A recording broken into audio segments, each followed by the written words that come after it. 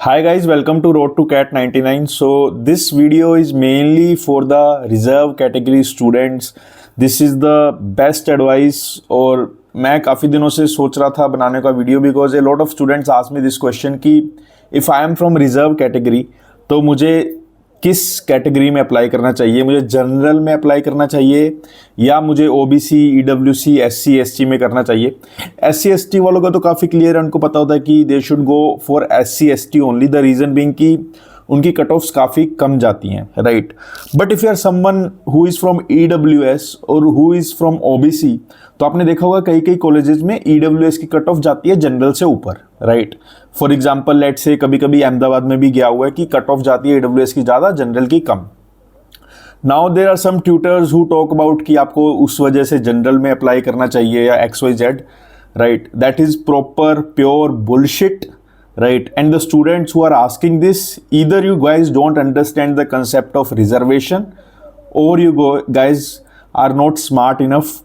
But still, if you are confused as aspirant, let me tell you कि if you are from category, no matter what that category is, please make use of that category if you want to get benefit for the EWS, for the OBC, for the SC, for the ST.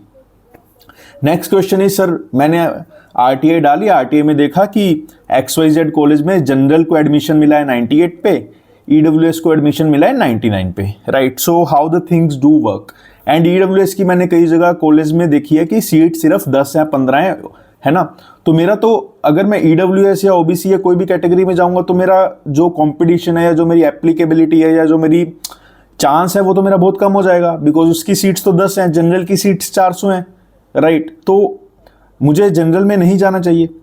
C EWS में, OBC में या जो भी आप category में apply करते हो, है ना, then first is thing is that कि आपका कंपटीशन रिड्यूस हो जाता है, because now you are not competing with lakhs of aspirant, you are competing with your category students, right.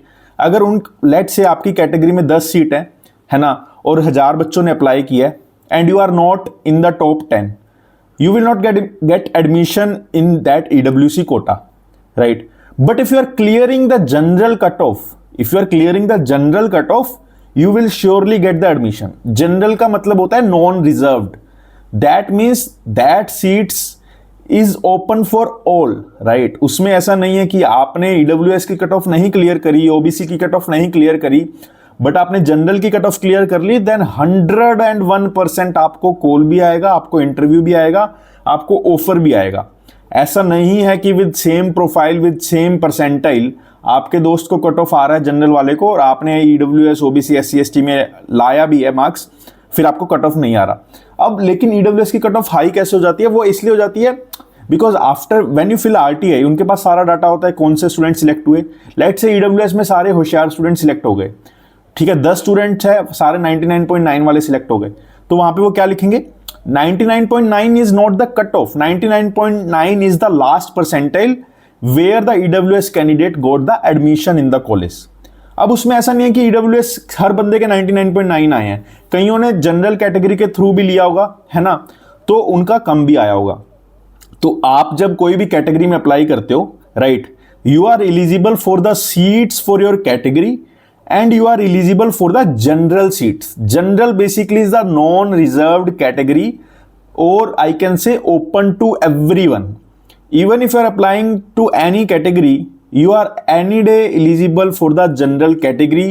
This is pure myth. बहुत सारे टीचर्स इस पे पता नहीं क्या भाषण देते हैं, इतने एडुकेटेड टीचर्स होके वो बोलते हैं कि नहीं ऐसा ऐसा ऐसा, कोई दिमाग नहीं लगाना। If you are from the reserved category, apply in your category, don't hesitate to apply, take advantage.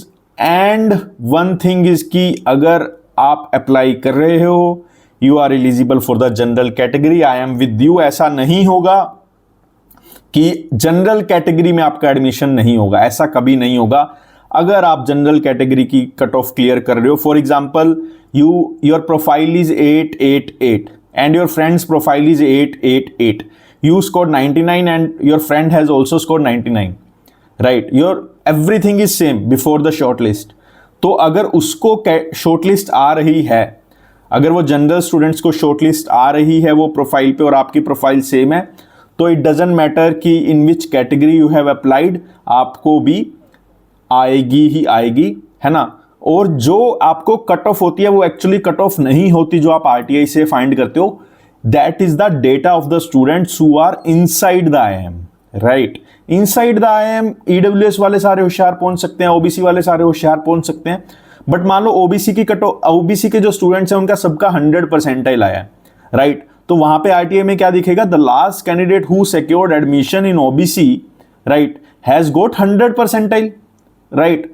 But सबका 100 परसेंटाइल नहीं आया। जनरल कैटेगरी में काफी स्टूडेंट्स हैं जिनका 100 नहीं आया, जिनका 99 पे क्लियर हुआ है, राइट। अगर आपके सेम इंटरव्यू मार्क्स हैं, सब कुछ same, and if you are applied in the OBC category, right, and your marks is similar to the general candidate, तो आप दोनों को एडमिशन मिलेगा, राइट।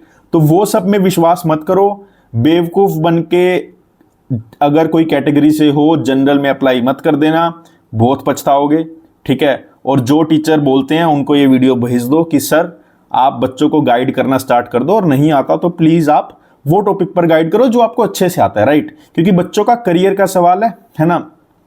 कैरियर बच्चों का खराब हो गया तो दिक्कत किसको है, टीचर तो वहीं रहेगा, आप लोगों को दिक्कत है, ठीक है। इसलिए आई थिंक सब कुछ अभी क्लियर हुआ होगा आपको कि किस कैटेगरी में अप्लाई करना है, किस में नहीं करना। अगेन बता रहा हूं, ठीक है। इसके अलावा कोई अगर आपको और क्वेश्चन हो तो please put it in the comments. इसके अलावा कोई क्वेश्चन होना नहीं चाहिए। हाँ, एक आईएम की वेबसाइट पे एक फॉर्मेट दिया हुआ है कि इस फॉर्मेट में सर्टिफिकेट लाना है, बट अगर आपके पास नॉर्मल सर्टिफिकेट है, वैलिड सर्टिफिकेट है, नेशनल लेवल सर्टिफिकेट जो होता है कैटेगरी का, अगर वो है तो it will be valid, no issues, right. काफ़ी बच्चे कंसर्न थे सर आईटीआर चाहिए पेरेंट्स की, ये कुछ नहीं चाहिए।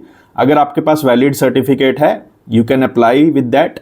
पेरेंट्स की आईटीआर कभी नहीं चाहिए होती until and unless they have some doubts about the certificate. If you have eligible certificate, if you have legitimate certificate, then you don't need anything else. That is one point. Second is कि बेझिझक होके अपनी apply करो, है ना, अपनी पढ़ाई करो। And one more thing, general वालों को तो बुरा लग ही रहा होगा ये वीडियो देख के, because the competition is so intense and they don't have any reserved seats for them, right. अब देखो जनरल वाले बंदों को तो सबसे कॉम्पीट करना है, ओबीसी, एससी, एसटी सबसे, बट अगर आपका ओबीसी है आपको सिर्फ ओबीसी से कॉम्पीट करना है। अगर आपका वहां पे कॉम्पिटिशन क्लियर नहीं होता then you have a chance to secure the general seat also, ठीक है। द सेकंड थिंग इज कि काफ़ी लोगों रिलैक्स हो जाएंगे ये वीडियो देख के कि यार अच्छा मेरा तो कैटेगरी है, मुझे कम पढ़ना पड़ेगा। बिलीव मी, कैटेगरी में भी कॉम्पिटिशन बहुत होता है।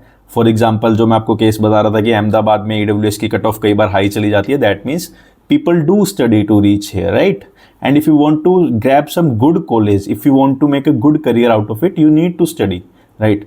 And to study LRDI, if you are not able to crack 1, 2, 3, 4 sets, right, then I have launched the LRDI 99 booster.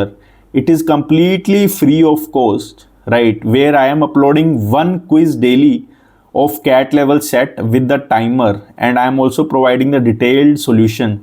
How to register for that? Just go on the website www.roadtocat99/learn, है ना। वहाँ पे you will see कि free में एक LRDI booster का course है। We have uploaded 2 LRDI sets. 400 plus people have sold those sets. People are learning from those sets. Every day a new set will be published on the website. Attempt that set. Check the video solution. You will see a huge improvement in the next 30 days. Video अच्छी लगी हो तो please share with your friends. Thank you and have a very happy day.